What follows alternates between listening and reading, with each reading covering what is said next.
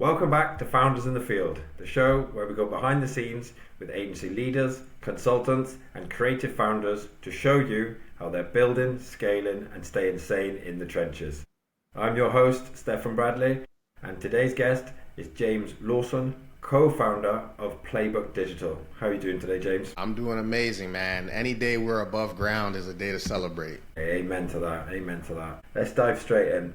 For people who don't know your story, take us right back to the start of your journey and what made you start your own business, and give us an overview of what your role looks like today as the co-founder of Playbook Digital. Yeah, so my journey wasn't exactly straight. I was an athlete earlier in my career. I played football at Laurier, and I didn't even really consider business because I saw my dad start a bunch of businesses. He owned a convenience store that didn't really do too well. He owned a car dealership that didn't do too well. He owned a restaurant that was probably his most successful business here in Canada. But then eventually, when he tried to put somebody in charge of it and so that he could scale and go and do other things, it fell through. So I seen my father struggle with business. So it really I was like, oh, business is hard. I'm not going to go do that. Let me just go get a job, get into sales, which is what I started my career in. And that's what I did for a long time until I read this book called Rich Dad, Poor Dad, which everybody has read. Everybody gets inspired by that book. But that was my first time. My good friend, Courtney, who's also, my co-founder, he gave me this book. He's like, yo, read this book. So I read Rich Dad, Poor Dad, and I'm like, oh, wait, there's no way to get rich trading your time for money. So from that moment, I had the entrepreneur bug. I started reading a bunch of books about entrepreneurship. I even joined Wake Up Now. I don't know if anybody's heard of that, but it was a multi-level marketing scam. But it taught me a lot of business skills like networking, how to sell to people, how to get people, how to train people up, onboard people. So it taught me a lot of skills. And then those skills, eventually I took into the jobs that I was doing. So when I got into jobs, I started looking at how the business ran instead of just looking at how to do my role the best. So I would be like, okay, if I'm at Rogers, or a place that I used to work at, a big telecommunication company out here, when I'm doing the sales, who fulfills, who ships the product, who's making sure the network is working? And so I realized that business was a whole bunch of different systems coming together to be able to generate massive leverage and massive revenue. And then obviously, if you're at the top of the funnel there, then you get to, or at the bottom of the funnel, depending on how you look at it, you get to reap the benefits of that. So that's really where I got my entrepreneur bug. And then while in sales, the times were changing, social media was coming out, email marketing was becoming a thing. And I just started to see when I was adding more value to people's lives, they wanted to do business with me. And so I started learning about digital marketing, coming across Facebook ads, making my own website, started blogging. And then you get introduced to, these different entrepreneurs that are doing cool things. I can't remember any of their names right now, but we've all seen their podcasts. We've all read their books about how to make it online, how to do, how to create a funnel, the Russell Brunsons of the world and stuff like that. So all of that information compounded over the last 10 to 12 years while being in sales, while being in marketing, while working under different leaders and different verticals, essentially was like, yo, you know what? I got tired of hearing, hey, we can't pay you more. I was doing so much. I was learning so much. I was managing entire marketing teams by myself, or entire marketing departments by myself. And I'm like, yo, I want to get paid a little bit more. How can I get a promotion? How can I get a raise? Oh, we don't have that title here, or we don't pay that much here. I was like, you know what? I'm tired of hearing no. I know I can make more money if I start my own business. And it's not even just about the money. I can help more businesses. I don't have to be stuck helping just this one business. I can help other businesses. So that's when me and my co-founder, we decided yo, we've got a ton of experience in sales and marketing.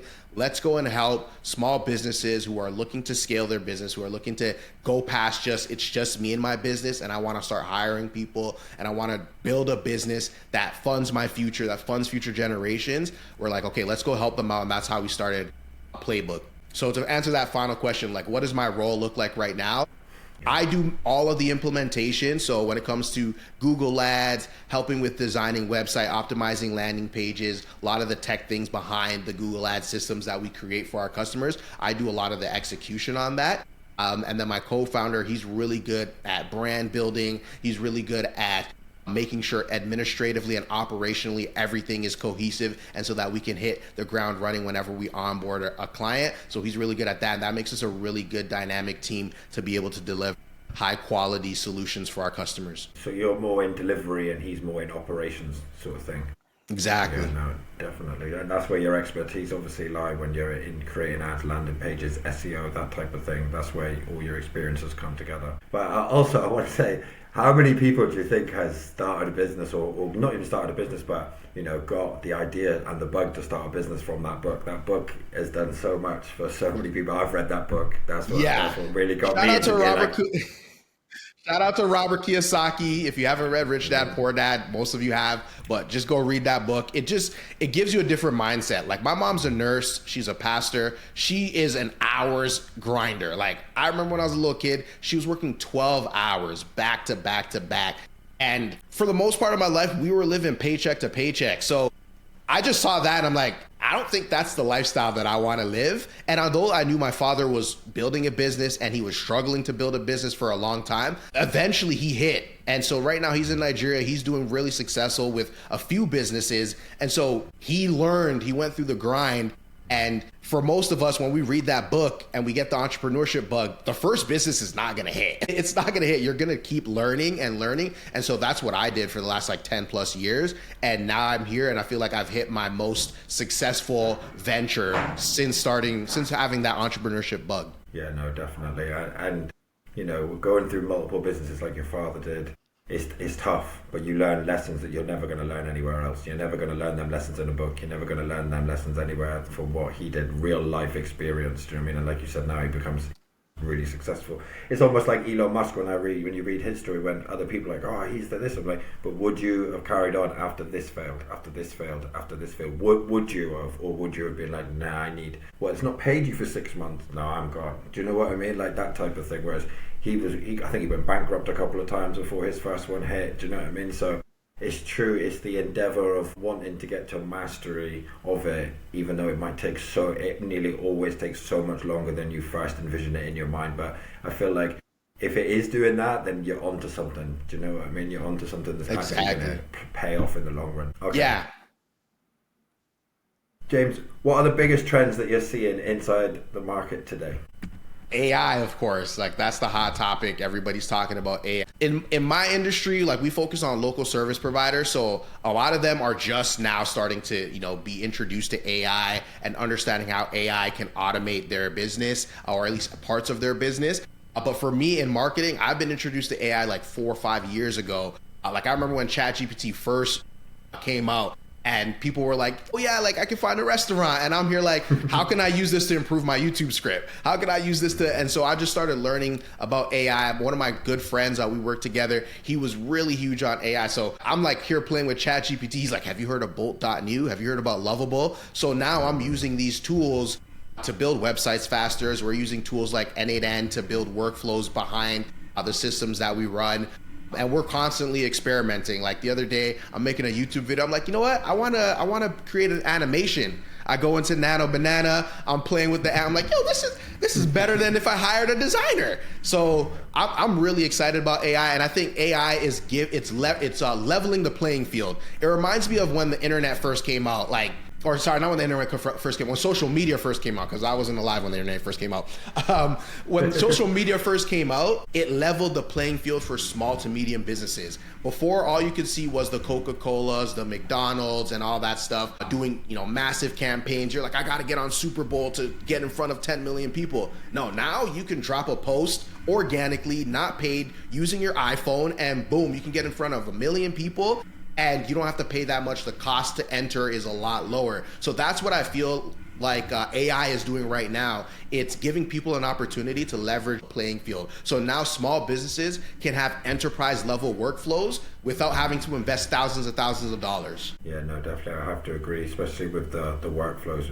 They cut out so many different components of, say, if you're a smaller business, then you to do that before you need to hire this person, whereas now it can just get pushed through a workflow if it's designed correctly and cohesively, and cut out so many, and actually give a better outcome than it would be probably if if you hired them people to do it a lot of the time. If it's like administrative work and things like speed to lead, that's like massive. Do you know what I mean? When you get a lead through, do you know what I mean? How quick could that human have missed it? Yes. How quickly could it have got it? Well, if it was tied up doing something else, then you might have waited too long. Whereas these things can get pushed through parts until the human intervention is needed, and it's not burnt out. That it's not, you're not burnt out. You know what I mean? Because it's gone through all these things, and the lead's not burnt out either because it's been pushed through seamlessly.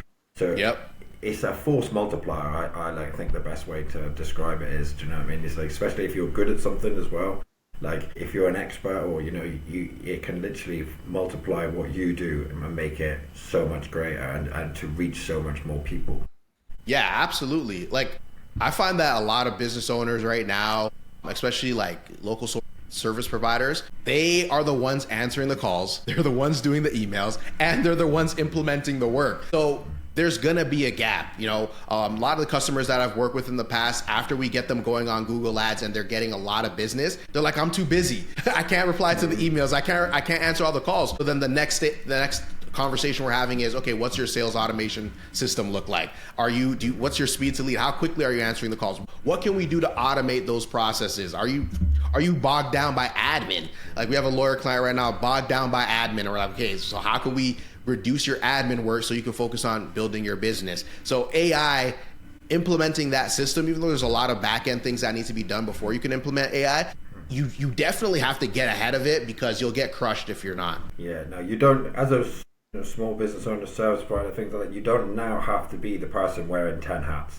You can just wear your hat and focus on what you do, and let AI wear the other hats. Absolutely. You said it. That's beautiful. That's poetic right there. So, James, what is working well at Playbook Digital, and where are you still feeling slight friction? I think what's working well for us is that we've been in the game for a long time, not only as implementers, but as strategists as well. And so we're really focused on just bringing that human touch to local service providers.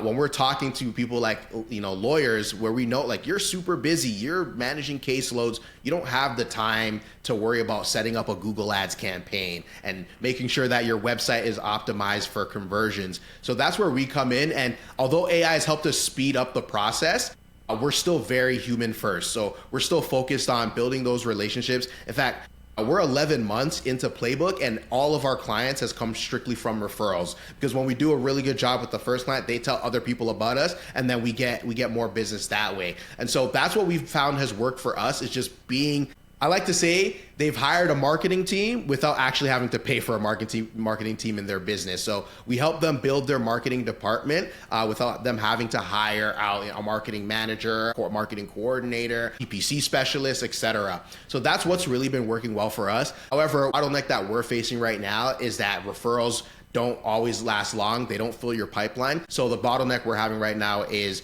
just getting the message out there and creating that demand and capturing that demand and making sure that our pipeline is full, so that when we're getting into that next cycle, that next quarter, we always have people that we can use to build up our revenue. No, definitely. Touching on what you said was good. What you said working really well is in this, as much as we're saying how good AI is, the ones that stand out are the ones that let AI do what machines are good at. But actually the relationship building, that if you can do that really well, it stands out so much, because that's one part that I personally don't think should be automated, although some people it could be, but you shouldn't automate absolutely everything. That part is building that relationship. So I think, talking a little philosophical now, but I feel like that's the great thing about AI, is it can take away all the noise about all the other things and let us focus on on creativity, on human relations, human communication and things like that, and actually building the relationships inside business without having to, because let's be honest, if you've just done, like you said, some of your clients, if they're answering emails, answering the phone and doing delivery, how burnt out are they going to be when they have to communicate with clients, and they have to, build them relationships, which takes patience, time, all these different things, do you know what I mean? But you're not going to have much time, you're not going to have much patience if you're trying to do all these other things. I feel like on even a bigger level, do you know what I mean? That's what I feel like AI can do, do you know what I mean? It can make us just focus on what humans are really good at. The brain is not for statistics and logging things and stuff like that, do you know what I mean? It's much more efficient and better at more the creative and like say the communications part of it. So that's something that you can tell that if you're, like you said, you're doing that well, and that's what's creating the referrals and creating good business. Do you know what I mean? Absolutely, yeah. I think as AI starts to dominate a lot of things and things like to start to look more fake or too polished, it's the human touch that's going to really differentiate people. And that's why you see like even Fortune 100, Fortune 500 CEOs are now working on building their personal brand because they see the Elon Musks, they see how Mark Zuckerberg is becoming more human, and that's doing better for their brand, better for their business. And so as we get more automated with our workflows and more automated with things that machines are really good at, data analytics, making sure that things are faster and more efficient, it gives you the time to be more human. And I think that's better for the world in general. No, definitely, I have to agree. And with you, your pipeline wanting to be more filled and things like that. Referrals are really good because when they're warm referrals, they're a lot easier to close. Obviously, when they've got things like that, but obviously, like you're experiencing now, it's hard to keep that pipeline filled up all the time with referrals. So I just want to know, how many people do you have working on that part right now? Yeah, so right now it's me and my co-founder. We work together, and then we hire out and outsource other parts of our system. So for example, we'll do everything Google Ads related, but when it comes to implementing an actual website, to building it in WordPress, we'll hire out engineers, software developers, web developers to do that part. We'll do the design and the strategy in-house. So then that gives us enough time to then be able to focus on lead generation. So our main strategy right now is cold email and inbound through content. So if you follow me on LinkedIn, you see that I'm always creating content on LinkedIn. We just started a YouTube channel recently as well, which we find has been helpful. I don't know how you found me, but it was either through YouTube or LinkedIn, and that's how a lot of people have been finding me recently. Is that, hey, I've seen your YouTube video. Can we have a chat? Hey, I like what you posted on LinkedIn. Can we get on a call? Can we talk? So that's what we've been doing, and we've been finding great success over the last like 45-ish, maybe 60 days of just being consistent on LinkedIn, and then also dropping the YouTube. And then, like I said, cold email is cold email. It's a numbers game. You keep refining the message, and then things get a little bit better after that. Definitely, 100%. And yeah, I found you from LinkedIn. And also, I feel like when you're consistent on LinkedIn and YouTube, it's just you're getting out there more. There's more chance of you being seen. When you don't post regularly, you're gonna get hidden. You know what I mean? So like when you're out there more, you're more easily be seen by other people, other brands, like different potential customers, but also peers and things like that. So it's like a snowball effect. You know what I mean? Exactly. The more you do, the more you'll get seen. 100%. So, are you leveraging AI with your cold email? So we're leveraging AI with our cold email in terms of filling in the gaps, like finding out a little bit more about their business in terms of researching them, their cities. We'll scrape databases like Google Map Packs to just find out who our target audience is. We also use Apollo, which is a good tool for finding leads. I don't think they're a great tool for outreach exactly, but we're still working on that system there. But that's how we leverage AI. We tried AI for emailing, for like straightly just writing the emails, and it just wasn't landing. Sorry about that. It just wasn't landing. So we started writing the emails ourselves and then allowing AI to kind of just polish it, insert in the city, insert in the, the different parts of the business that what the research does. And then content creation. AI has been huge for just speeding up content creation. I use it to write a lot of my scripts. I use it to write a lot of my drafts for LinkedIn posts. I use it for color psychology when I'm creating my infographics and how to make my infographics better. But the biggest part of our process that I don't know if a lot of people are doing this, but I know that it's helped me a huge is data analytics, understanding the patterns that I'm missing. So what I like to do is I'll just take a lot of my top performing posts and my worst posts, and I'll just load it into ChatGPT and just analyze all these posts. Here's the numbers, here's how it did. Tell me what's working, tell me what's not working. So I use it for a lot of data analytics, and we use that especially for our Google Ads campaigns as well too, to just improve, even if it's just slight improvements, every 1% better makes a lasting impact when you look at it from a long horizon. So that's how we're using AI in our current workflows. Definitely with data analytics, especially you can look at buyers' intents, buying habits, things like that as well, and the demographic that it's you're getting the most sale, or that are more likely to buy and things like that. So it's endless with that type of stuff, I feel like. And like you said, even just 1% can make a big difference over a long time. So how important do you think it is for companies now who are in marketing and advertising to be AI savvy, but also be using it and learning them? You absolutely have to be using it, because I did a project last year and it was implementing a website for a company. And I was essentially, you call me the project manager. I was also kind of in charge of the strategy of what the website was going to look like and everything. But it was going to take a whole year to implement that website, doing the design, the brand building, the design, and implementing the website. And we paid a lot of money to do that. And eventually, like, the project just took so long that the direction changed. So it didn't even see the day of light. So that's wasted money and wasted time. We just implemented a website for one of our clients. Normally, I would say it takes 3 months. At least that's what I told them. It took like 6 weeks, 8 weeks. Design, implemented into WordPress, ready to go and launch. 6 weeks. I think by now, because of the technology has gotten a lot better, it'd probably take a few days, maybe a week max, depending on the feedback loop. So if you're not using AI, you're going to get crushed on speed. If you're not using AI, your chances are you're paying humans, and that's going to be a lot more expensive. Because you're paying for their expertise and their time. So it's going to be a lot more expensive. You're not going to be as competitive. So for agencies and marketers, like, the timelines are shrinking and the cost to do things are shrinking. So if you're not using AI, you're probably going to get crushed. From the standpoint of your customers, like, you should definitely be helping your customers use AI so that they can also receive the benefits of it. So their bottom lines will be a lot better, because at the end of the day, marketing is about profit.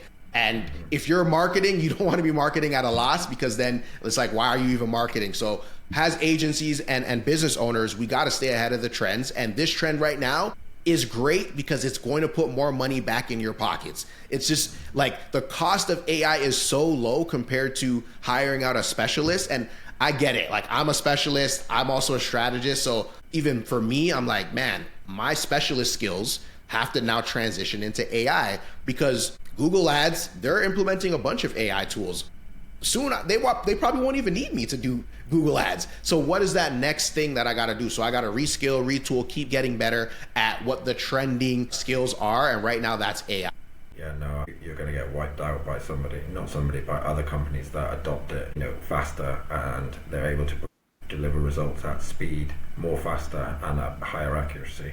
And also, so a lot of people are like probably not thinking of it in that way, but if you are marketing now and you implement different AI systems that can help their bottom line, then your value goes up again. Do you know what I mean? Because they're not just looking at, oh, how much did we make from this campaign? It's like, yeah, but you've also saved this because we implemented this for you. And you probably won't need to explain it to them, because they're going to see it at the end of the month when they look at their accounts. Exactly.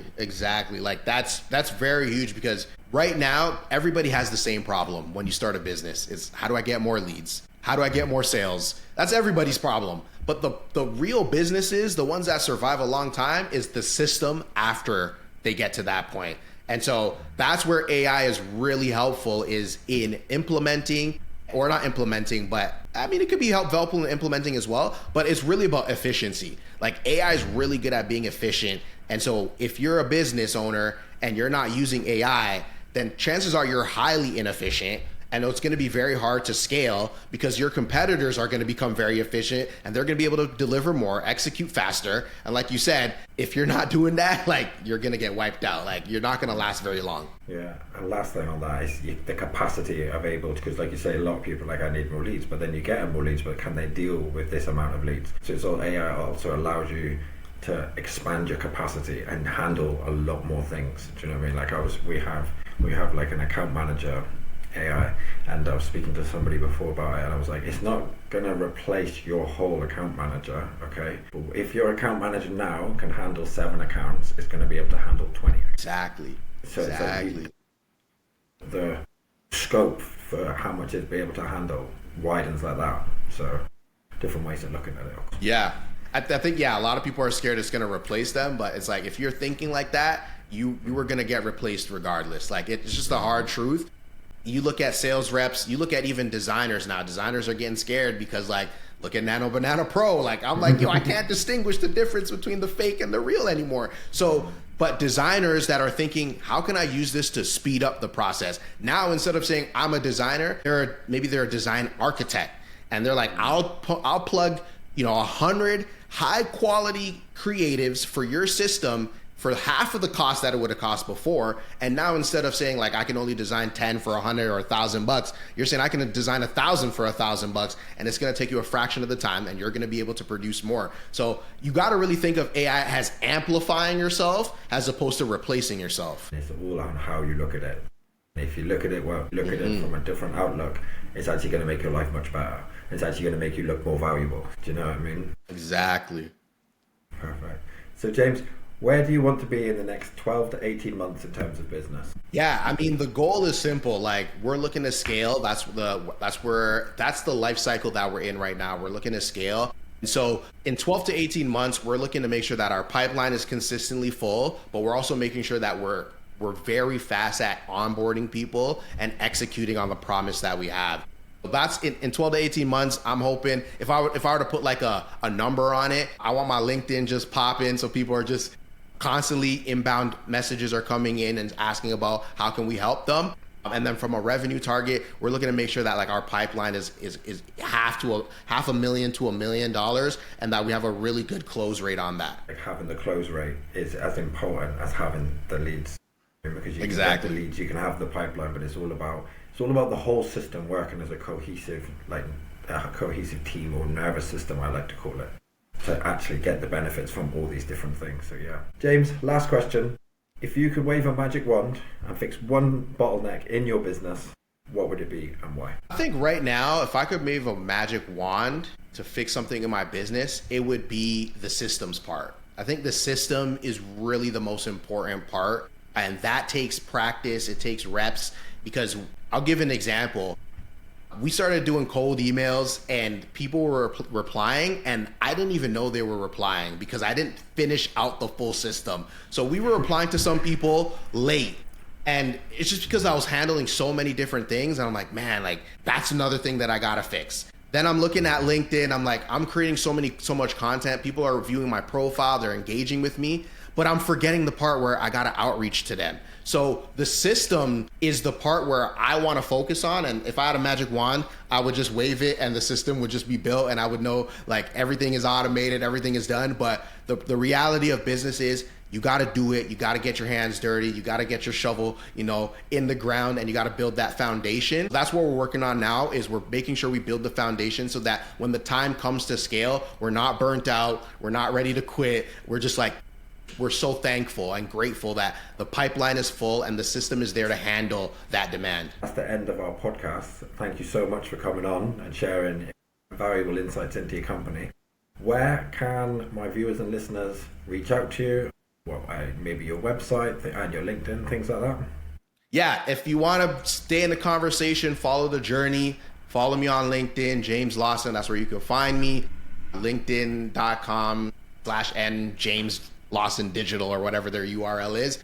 And then also playbookdigital.ca. If you're looking for help with your business, you want just a free marketing health check, just hit us up at playbook.com. And you have a YouTube channel as well? Yeah, I have a YouTube channel. It's growing. It's mainly just as a resource and as a way to get into the AI engine optimization, so that AI is recommending us. But yeah, that's also James Lawson on YouTube. Well, there you go, guys. That's where you want to reach out to James. Everybody, can you like, comment, subscribe, send to a friend if you think they'll enjoy this or it's relevant to what they do. And we'll see you next time. James, thank you again for coming on. Enjoy the rest of your day. Appreciate you. You too, man. Have a good one.